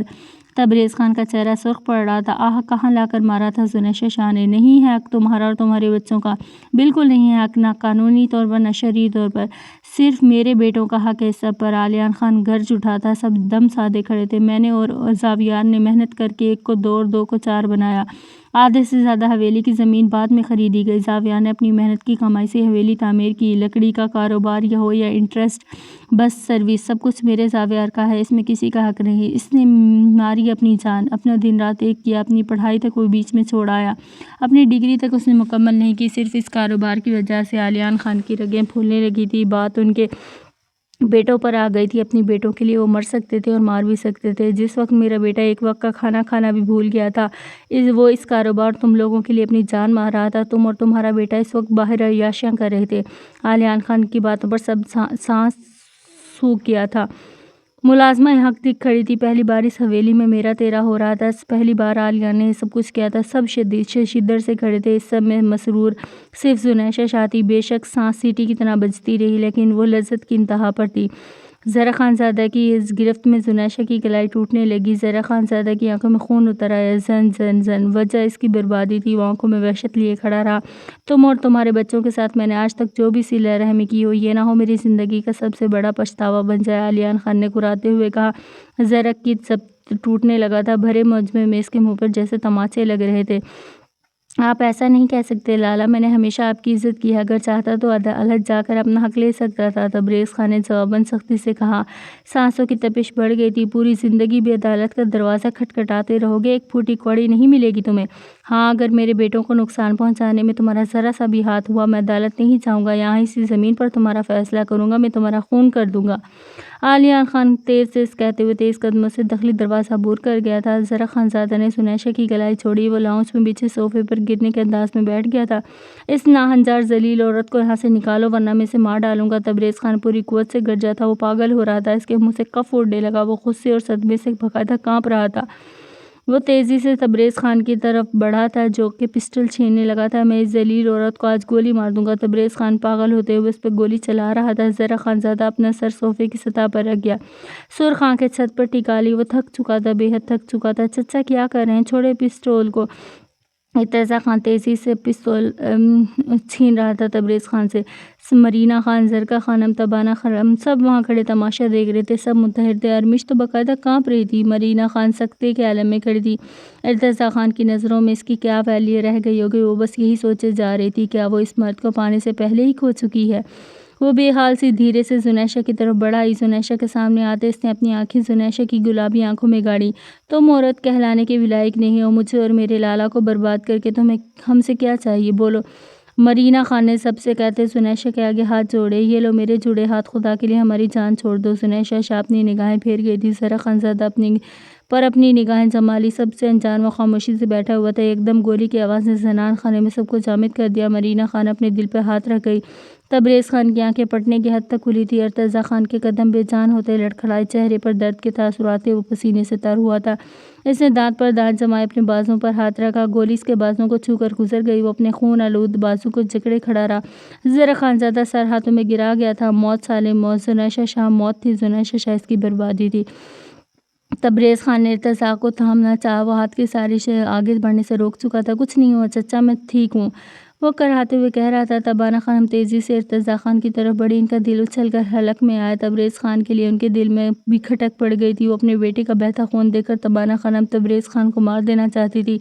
کچھ نہیں ہوا مورے، ارتضیٰ خان گہرے سانس لیتا تبانہ خانم کو اپنے حصار میں لے گیا تھا۔ مرینا اور زرقا خانم ارتضیٰ کی طرف بڑھنے کی جرأت نہ کر سکے تھے۔ مرینا تو سردیوں اس مرد کی طرف نہیں بڑھ سکتی تھی، اس نے ایسا کوئی حق دیا ہی نہیں تھا کہ وہ اس کی زخموں پر تڑپ بھی سکے۔ یہاں تو زخم دینے والا اس کا باپ تھا، اس کا اپنا باپ، اسے اس سے کوئی امید نہیں تھی۔ کاش اللہ مجھے غیرت مند لالا دیتا، مرینا خان نے زرق کو دیکھتے پشتوں میں بھیگے لہجے میں کہا تھا۔ وہ بھاگتے ہوئے اپنے کمرے کی طرف بڑھ گئی۔ زرق ابھی خاموشی سے بیٹھا ہوا تھا۔ زنیشہ اس کے سامنے لب کاٹتی کھڑی تھی، اس کا دل برق رفتاری سے دھڑک رہا تھا، جو چاہتی تھی اس سے کہیں زیادہ ہو چکا تھا۔ مجھ سے غلطی سے گولی چلی، تم جانتے ہو ارتضیٰ، میرا یقین کرو، میں نے تمہیں اغوا نہیں کیا، یہ جھوٹ بول رہی ہے، مجھ پر الزام لگا رہی ہے۔ تبریز خان نے زنیشہ شاہ کو دیکھتے گندی سی گالی دی تھی۔ زرق خانزادہ کے لبوں پر تمسخرانہ مسکراہٹ بکھری، وہ خود پر ہنسنے لگا۔ اس کا باپ اس کی بیوی کو گندی گندی گالیاں دیتا تھا اور اس کی بیوی یہ گالیاں ڈیزرو بھی کرتی تھی، مگر اس سب میں وہ خود کو نامرد محسوس کرتا تھا۔ اسے کبھی اس پر یقین ہی نہیں آتا تھا کہ وہ اس کی بیوی کو گالی دے گا اور وہ خاموشی سے بیٹھا رہے گا۔ میں جانتا ہوں چچا کہ آپ نے مجھے اغوا نہیں کیا، مانتا ہوں میں اس بات کو۔ ارتضیٰ نے زنیشہ پہ ایک نظر ڈالی۔ زنیشہ کے لفظ ایک بار پھر اس کی سماعتوں میں گونجنے لگے تھے۔ زاویار خانزادہ کو توڑنا تھا تاکہ زاویار خانزادہ کو سرداری کے عہدے سے ہٹا سکے اور تمہیں زاویار کی جگہ مل جائے۔ اب اسے معاملے کی تہہ تک پہنچنا تھا۔ وہ دم سادے کھڑے زرقا خانم کی طرف بڑھا، زرقا خانم کا ماتھا نرمی سے چوما۔ مجھے کچھ نہیں ہوا مورے، سمندر خان گاڑی نکالو، ہسپتال جانا ہے۔ وہ زاویار کے آدمی کو آواز دیتے زنان خانہ عبور کر گیا تھا۔ میرے بیٹے کو کچھ ہوا تو یاد رکھنا علیان خان تم سب کو دھکا دے کر نکالے گا، آئی سمجھ میں؟ زنیشہ شاہ نے اپنے مورے چل دیے تھے، بڑی شفاقت سے چرب کے پتے پھینک دیے تھے۔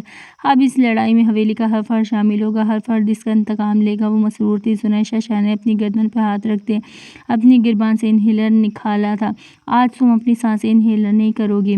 زرق خانزادہ کی گرج پر وہ رک گئی تھی، وہ ہاتھوں میں سر اٹھائے اسے دیکھ رہی تھی، وہ خونخوار نگاہوں سے دیکھ رہا تھا۔ زنیشہ شاہ جامد ہوئی، وہ رک گئی تھی، اس نے انہیلر نہیں نکالا۔ انجانے میں یہ مد آج پھر آزمایا گیا تھا۔ اس بار نشانہ ہرگز یہ مد نہ تھا، مگر وہ کیا کرتی؟ یہ نیلی آنکھوں والا مرد ہمیشہ اس کے ساتھ پیس جاتا تھا۔ وہ اس کے قدموں میں بیٹھ گئی تھی، سانسیں اکھڑتی رہی تھی۔ جو کرنا تھا کر لیا تھا، مر تو وہ سکتی نہیں تھی۔ جب تک تبریز خان کو اپنے انجام تک نہ پہنچا دے اسے کچھ نہیں ہو سکتا تھا۔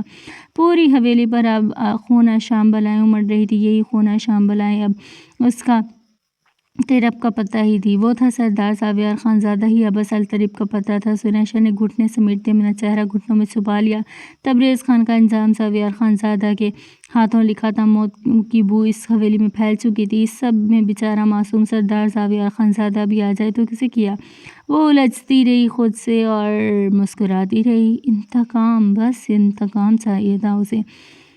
وہ سب کب سحر کوئی اپنے کمرے میں چلا گیا تھا۔ رمش بیچاری کا تو وجود نہ ہونے کے برابر تھا۔ دیوار سے چپکی کھڑی اپنی چادر کو چھپائے کھڑی تھی۔ بڑی بڑی غلافی آنکھیں بس چادر سے نظر آتی تھی۔ تبریز خان تو اپنے حواسوں میں ہی نہیں تھا۔ وہ اپنے بال دبوچے ہوئے تھا۔ یہ سنیشا شاہ کیا کر چکی ہے اس کے ساتھ؟ واقعی اب حویلی میں موت کی بو پھیل چکی تھی۔ چاروں طرف صرف اور صرف موت کی بو۔ اب یہ کس کی جان لے گی اور کس کی موت واقع ہوگی؟ یہ سب کچھ سنیشا شاہ نے کر ڈالا تھا۔ وہ حویلی کے ہر فرد کو ایک دوسرے کے خلاف کر گئی تھی۔ تبریز خان زرقا خانم کی طرف بڑھا جو میچھی ہوئی آنکھوں کے ساتھ کھڑی تھی۔ ان کے رخساروں پر آنسو پھیلے ہوئے تھے۔ اس سے پہلے تبریز خان اس کی طرف بڑھتا زرقا خانم نے اپنی میچھی آنکھیں کھول دی۔ زرقا خانم نے ہاتھ کے اشارے سے تبریز خان کو اپنی طرف سے آنے سے روکا۔ زرقا خانم کی آنکھوں میں کچھ ایسا تھا کہ تبریز خان اپنی جگہ پہ جامد ہوا، گھٹنوں میں سر دیے۔ سنیشا شاہ کو بھاری قدموں کی چاپ سنائی دی۔ ان قدموں میں ایسا کچھ تھا۔ سنیشا شاہ کو خوف آیا۔ زرقا خانم کی وہ مجرم تھی، وہ مرینا خانم کی مجرم تھی۔ زرقا خانم اس کے ساتھ کچھ بھی کر سکتی تھی۔ وہ شیطان کا مقابلہ کر سکتی تھی، مگر اب معصوم لوگوں کے سامنے اپنا سر بھی نہیں اٹھا سکتی تھی۔ زرقا خانم کے بھاری قدم رکے۔ سنیشا شاہ ساکت کھڑی ہوئی۔ یہ قدم اس کی طرف نہ بڑھے۔ وہ تو لعن طعن سننے کے لیے خود کو تیار کر چکی تھی۔ سنیشا نے تحیر سے گردن موڑے زرقا خانم کو دیکھا۔ وہ تبریز خان کے مقابل کھڑی تھی۔ تبریز خان کی آنکھوں میں آنکھیں ڈالے کہا تھا، زرقا یہ ذلیل بے حیا لڑکی بکواس کر رہی ہے۔ تم تو جانتی ہو، میں ہی تو جانتی ہوں تم کیسے ہو۔ زرقا خانم پھیکا سا مسکرائی۔ 30 سالوں کی رفاقت میں پہلی بار زرقا خانم نے تم کہا تھا۔ زرقا میں تمہیں طلاق دے دوں گا۔ تبریز خان گرجا تھا۔ ہر بار کی طرح وہی کیا جو اسے آتا تھا، عورت کو چپ کروانے کا سب سے بڑا ہتھیار۔ بس تبریز خان بس۔ زرقا خانم نے انگلی اٹھائی۔ تبریز خان کے لبوں سے لفظ نہ نکل سکے۔ زرقا خانم گرجی نہ تھی، مگر ان کے انداز میں بلا کی سختی تھی، ایسی سختی جو چٹانوں کو ہلا دے۔ مرد کے قدم زمین سے اکھاڑنے کے لیے عورت کو چیخنے چلانے کی ضرورت نہیں ہوتی۔ یاد رکھنا ایک بات، اگر ارتضا پہ ایک آنچ بھی لانے والے تم ہوئے تو میں بیوہ ہونا پسند کروں گی۔ میں اپنے شوہر معظم خان کا تمہیں قتل تو معاف کر سکتی ہوں، مگر ارتضا کو پہنچائی ہوئی ایک تکلیف برداشت نہیں کروں گی۔ وہ کہتے رکی نہ تھی، تیز قدموں سے وہاں چلی گئی تھی۔ سنیشا شاہ کا دل کیا اونچے اونچے کہکے لگائے، آہ! وہ تبریز خان کو سب کے سامنے لا کھڑا کر چکی تھی۔ اب وہی تبریز خان کی دشمن نہ رہی تھی۔ انتقام تو اب ہر جانب سے لیا جائے گا۔ برسوں پرانے راز اٹھیں گے۔ برسوں بعد سنیشا شاہ کے لبوں پر آسودہ مسکراہٹ آئی تھی۔ تبریز خان زخمی شیر بنا ایک بار پھر سے اس پر جھپٹا۔ سنیشا شاہ کی گردن جھکڑ لی تھی، مگر اس بار اس نے مزاحمت نہیں کی تھی۔ یہ کام تو نیلی آنکھوں والے مرد نے کرنا تھا۔ زرقا خان زادہ صوفے پر بیٹھا سب دیکھ رہا تھا۔ اس نے کوئی حرکت نہیں کی، وہ سب بس دیکھتا رہا۔ تبریز خان سنیشا کی گردن دبوچے اسے گالیاں دے رہا تھا، ملحوظات بک رہا تھا۔ زرقا خان زادہ سب سے لا تعلق تھا۔ اب اس کا چہرہ نیلا پڑنے لگا۔ زرقا خان زادہ ایسے ہی بے حس پتھر بنا رہا اور نہ ہی سنیشا شاہ نے خود کو چھڑوانے کی کوشش کی تھی۔ سنیشا شاہ نے تبریز کے ہاتھوں پر دباؤ ڈالتے اسے پیچھے کیا۔ وہ کمزور نہ تھی، وہ تبریز کو خود سے دور دھکیل سکتی تھی۔ صرف ایک بار گردن پھینکتے خان زادہ کو دیکھا تھا۔ اس کی گردن نیلی ہو چکی تھی، اس کی گردن پر نشان تھے۔ یہ عورت مر جائے، بس وہ یہی چاہتا تھا۔ نیلی آنکھوں والا مرد کو اب اس کا مرنا قبول تھا۔ وہ صوفے سے اٹھتے اس مرتی ہوئی عورت کی طرف آیا۔ سنیشا شاہ آنکھیں موند گئی تھی۔ زرقا خان زادہ نے تبریز خان کو شانوں سے جکڑے اپنی پورا قوت لگائے اسے پیچھے کیا۔ تبریز خان اس وقت خون خوار درندہ بنا ہوا تھا۔ وہ سنیشا شاہ کو چھوڑنے کو تیار ہی نہیں تھا۔ اب کی بار زرقا خان زادہ نے پوری قوت لگائے تبریز کے سینے پر ہاتھ مارتے اسے دھکا دیا۔ زرقا خان زادہ سے زیادہ جنون کس میں ہوگا؟ وہ عورت مر رہی تھی جس میں اس کی سانسیں بستی تھی، وہ کیسے مرنے دے سکتا تھا؟ تبریز خان پیچھے کو گر گیا تھا۔ زہرا خانزادہ زنیشہ کے اکھڑتے سانسوں والے وجود کو اپنے باہوں میں بھر چکا تھا۔ تبریز خان ایک بار پھر زنیشہ کی طرف آیا، اسے گردن سے دبوچ لینا چاہا مگر تبریز خان کو رکنا پڑا۔ زہرا خانزادہ نے تبریز کے پاؤں کے گرد پسٹل سے فائر کیے تھے۔ زہرا خانزادہ نے پستول تبریز خان پہ تانی ہوئی تھی۔ تبریز خان چھل تھا۔ آج زنیشہ شاہ ہر بازی جیت چکی تھی۔ وہ اپنے باپ پر ہی پستول تانے ہوا تھا۔ وہ کیسے اپنی جیت کا جشن مناتی، لیکن وہ لڑکی ہوش میں ہی نہیں تھی۔ تبریز خان پھر سے فک اڑانے لگا تھا، گالیاں دینے لگا تھا۔ تبریز خان کا وجود ایندھن کی مانند جلنے لگا تھا۔ میں قسم کھاتا ہوں آپ کو مار ڈالوں گا، خون کر دوں گا اگر آپ نے دوبارہ اس کی طرف ہاتھ بھی بڑھایا، مار ڈالوں گا میں تمہیں۔ اس کے تبریز خان کے آنکھوں سے آنسو بہنے لگے۔ پچھتاؤ گے تم، ایک دن جہنم میں چلو گے۔ اپنے باپ کا خون کرنا چاہتے ہو، مرتے ہوئے تمہیں زبان سے کلمہ جاری نہیں ہوگا۔ تبریز خان چیخ رہا تھا، پاگل ہو رہا تھا، لیکن زہرا خانزادہ بھی رو رہا تھا۔ اس کے لیے یہ عورت ساری دنیا تھی۔ تبریز خان ڈر گیا تھا وہ زنیشہ کو کچھ نہ کر ڈالے۔ زہرا خانزادہ بھی اب ڈر گیا تھا۔ چلے جائیں یہاں سے، اس نے غصے سے کہا تھا، ورنہ میں آپ کا قتل کر دوں گا۔ وہ تبریز خان اپنی شال جھٹکتے حویلی سے باہر نکل گیا تھا۔ آئی ہیٹ یو، وہ زنیشہ کے بے جان وجود کو خود سے لپٹائے چیخ رہا تھا۔ دیوار سے چپکی ارمیش کو ان لفظوں کی سمجھ نہ آئی۔ آنکھیں تو یہی کہتی تھی کہ زنیشہ شاہ اس مرد کے لیے اب سب کچھ ہی تھی۔ اس ایپیسوڈ کا تھوڑا سا جو لاسٹ کا پارٹ ہے وہ رہ چکا ہے، وہ میں دوبارہ جب وائس اوور کروں گی تو یہیں سے سٹارٹ کروں گی اور پھر نیکسٹ ایپیسوڈ کا بھی اس کے ساتھ ہی وائس اوور کر دوں گی۔ چلیں جی، یہ تھی آج کے ایپیسوڈ، کیونکہ ایپیسوڈ بہت لینتھی ہو گئی ہے اور آپ خود دیکھ لیں 1 گھنٹے سے اوپر کا وائس اوور ہے، تو جلدی سے چینل کو سبسکرائب کریں، ایپیسوڈ کو لائک کریں اور جو سین اچھا لگا ہو کمنٹ کر کے مجھے لازمی بتائیے گا۔ اپنا خیال رکھیں، اپنے سے زیادہ اپنی فیملی کا خیال رکھیں۔ اللہ حافظ۔